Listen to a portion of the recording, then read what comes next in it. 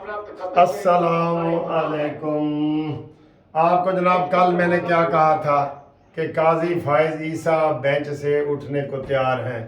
Military court का bench फीते फीते हो गया है। ब्रेकिंग न्यूज़, बहुत बड़ी ब्रेकिंग न्यूज़ है।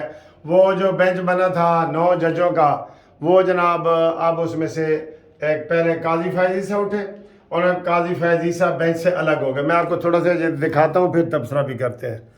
ये सरदार तारिक मसूद, जस्टिस फायज ईसा का 9 रुकनी बेंच की तश्कील पर एतराज़।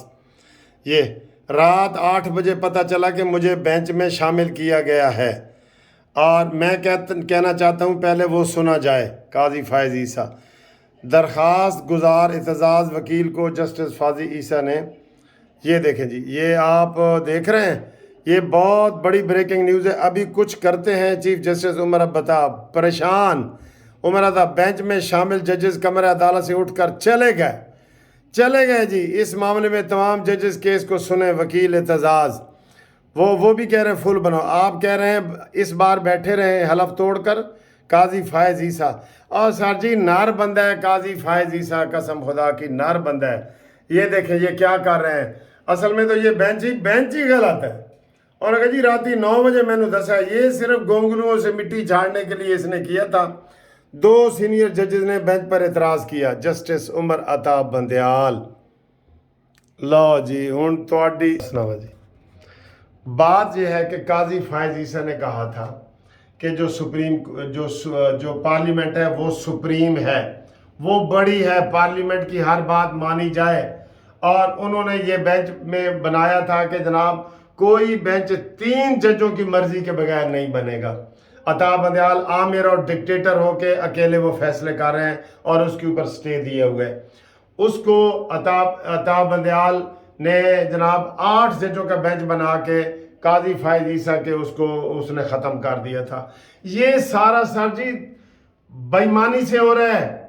मैंने रात को ही कह दिया था कि ये बेंच ही बदनीयती पर मबनी है। और मैं कसम उठा के कह सकता हूं कि ये बेंच एतजाज़ आसन और लतीफ़ खोसा के कहने पे बना है। उन्होंने कहा था कि इसमें शामिल करो इसको, काजी फायज ईसा को, जो बड़ा मिलिट्री के खिलाफ बोलता रहता है, और उन्हें यकीन था कि ये भी इनके हक में बोलेगा। लेकिन फिर भी अक्सरियत 9 में से 5 जज बंदयाल हम ख्याल के थे, जिसमें मज़ाहिर अली अकबर नकवी को बिठाया गया। वो भी काबिल एतराज़ है। जो बातें मैंने की हैं रात को वो पूरी हुई हैं।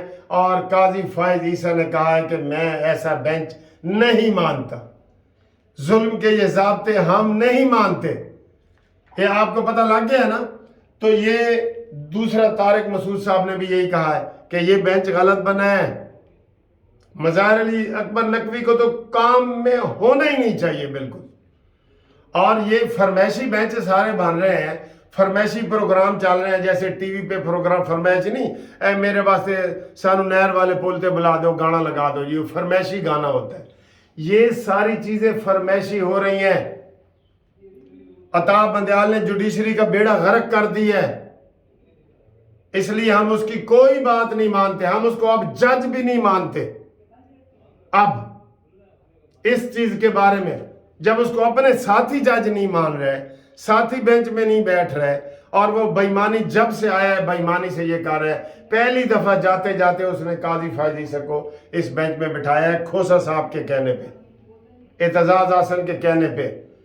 तो ये इस तरह बेंच चलते हैं।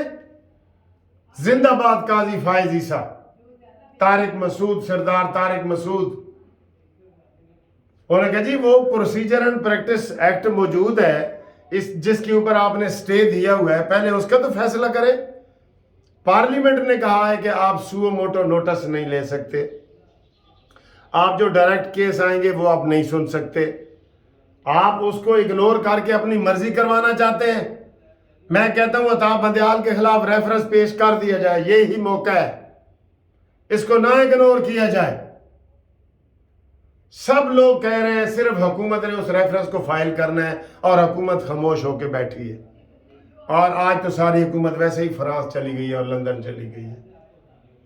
तो ये बड़ी ब्रेकिंग न्यूज़ थी जो आप तक हमने पहुंचानी थी। ये बेंच बदनीयती से बना है। आपको हम सबसे पहले कानूनी टीवी जो है YouTube پہ بتا رہا ہے کہ بینچ ٹوٹ گیا ہے، اب بینچ کی نئی فارمیشن کیسے ہوگی؟ پہلے بھی ایسا ہوا، عطا بندیال ایک ناکام چیف جسٹس، بدنیت چیف جسٹس اور عدلیہ کو تباہ کرنے والا چیف جسٹس ہے، اس کے ساتھ کسی قسم کی رعایت نہ کی جائے، اس کے خلاف ریفرنس دائر کیا جائے۔ جو خود کہہ چکا ہے کہ میں جناب مظاہر علی نقوی کو اس لیے ساتھ بٹھا رہا ہوں کہ میں کسی کو پیغام دینا چاہتا ہوں۔